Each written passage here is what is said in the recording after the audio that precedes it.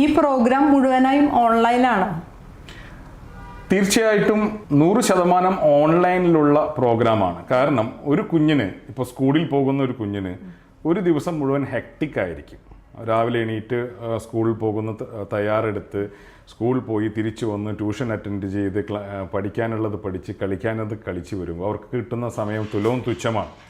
അവിടെ ഒരു additional skill development programme ഓഫ്ലൈനായിട്ട് വയ്ക്കുക എന്ന് പറയുന്നത് തീർച്ചയായിട്ടും പ്രാവർത്തികമല്ല.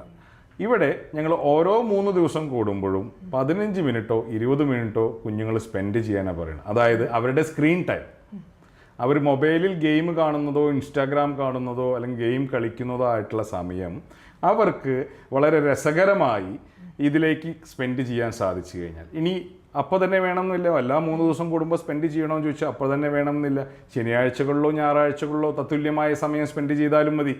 അപ്പോൾ ഓൺലൈനായിട്ടുള്ള ക്ലാസ്സുകൾ കൊടുക്കുകയും ഓഫ്ലൈനായിട്ടുള്ള ആക്ടിവിറ്റീസ് ചെയ്യുന്നൊരു പ്രോഗ്രാമാണ്. അതുകൊണ്ട് മൊത്തമായിട്ട് ഓൺലൈൻ എന്ന് പറയാൻ സാധിക്കില്ല. ഇതിന് ഹൈബ്രിഡ് പ്രോഗ്രാം എന്ന രീതിയിലാണ് നമുക്ക് പറയാൻ സാധിക്കുക. ക്ലാസ്സുകളെല്ലാം ഓൺലൈനിലൂടെ ആയിരിക്കും.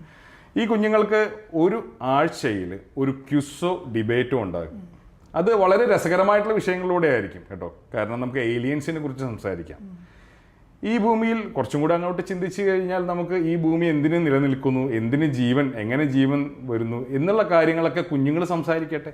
അതിനുള്ള ഉത്തരം, അതിന് മാത്രമല്ല AC ഇടുമ്പോൾ എങ്ങനെ റൂം തണുക്കുന്നു, വെള്ളം തിളപ്പിക്കുമ്പോൾ എങ്ങനെ കുമിള വരുന്നു, ഇങ്ങനെയുള്ള ചോദ്യങ്ങൾക്കുള്ള ഉത്തരം ക്യൂസിലൂടെയും ഡിബേറ്റിലൂടെയും അവർ തന്നെ തർക്കിച്ച് അതിനുള്ള ഉത്തരം കണ്ടെത്തട്ടെ.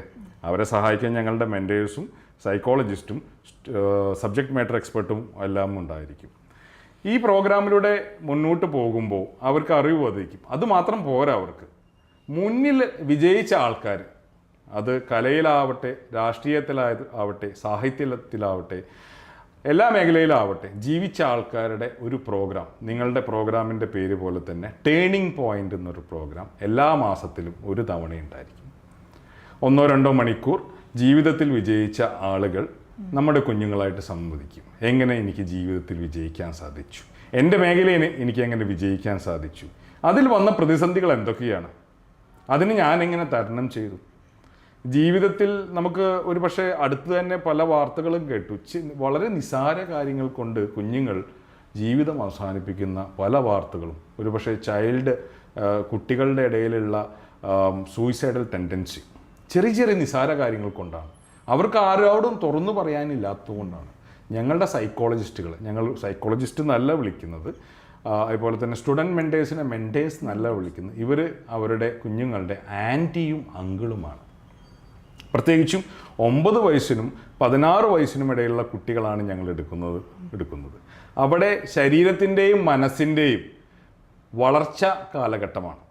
ഈ വളർച്ച കാലഘട്ടത്തിൽ എല്ലാ വ്യക്തികൾക്കും വരുന്നൊരു കാര്യമാണ് കൺഫ്യൂഷൻസ്. ഞാനിത് ചെയ്യുന്നത് ശരിയാണോ, ദൈവനിന്ദയാണോ, അവരോട് അങ്ങനെ പറയാൻ പറ്റുമോ, ഇങ്ങനെ സംസാരിക്കാൻ പാടൂ, ഇതിനുള്ള ചോദ്യങ്ങൾക്കുള്ള ഉത്തരം അവരുടെ ആൻറ്റിയും അങ്കിളും അവർക്ക് തന്നെ കൊടുക്കും.